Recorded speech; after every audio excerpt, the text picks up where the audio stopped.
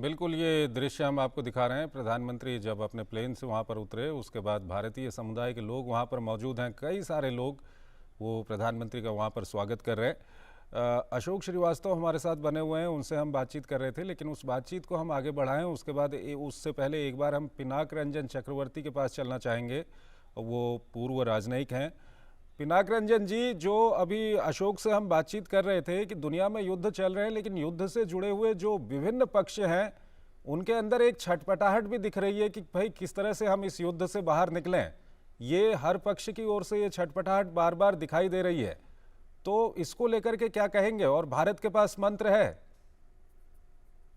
देखिए, छटपटाहट तो बढ़ती चली जा रही है, क्योंकि उसका तो नतीजा तो उन्होंने सोचा था कि रशिया को वो हरा देंगे, पुतिन को गिरा देंगे। ये सब जो ख्वाब वो देख रहे थे वो तो होने वाला नहीं है। हम्म। क्योंकि अभी भी जो पुराने, जो कोल्ड वॉर मेंटालिटी जिसे हम कहते हैं, वो अभी भी अमेरिका में है कि हम रशिया के खिलाफ, रशिया को हम नस्तानाबूद करेंगे।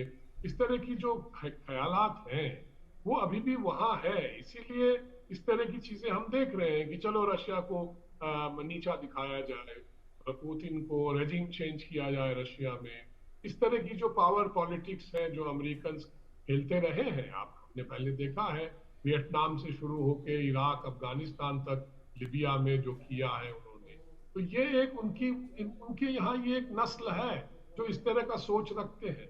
वो चाहते हैं कि नहीं, हम मतलब हम सबसे बड़े ऊंचे हैं और हम जो भी करना चाहेंगे हम करेंगे। हम्म। इस तरह की जो भावनाएं हैं या जो सोच है, वो अब वो ही उनको इस दलदल में फंसा दिया। पहले भी जो फंसे थे अफगानिस्तान में, वियतनाम में, इराक में, अब ये यूक्रेन में भी वही हालत होने वाला। अब इस यहाँ से कैसे निकले, अब वो तो पॉलिटिकल डिसीजन एक प्रेसिडेंट को लेना पड़ेगा कि अब बहुत हो गया है, अब निकलो यहाँ से। अब जो रशिया और यूक्रेन की बातचीत कराओ, या एक इंटरनेशनल फोरम बना के बातचीत कराओ। और इसमें इंडिया का रोल हो सकता है, क्योंकि इंडिया सबके साथ अच्छे रिश्ते हैं इंडिया के, इसलिए इंडिया एक न्यूट्रल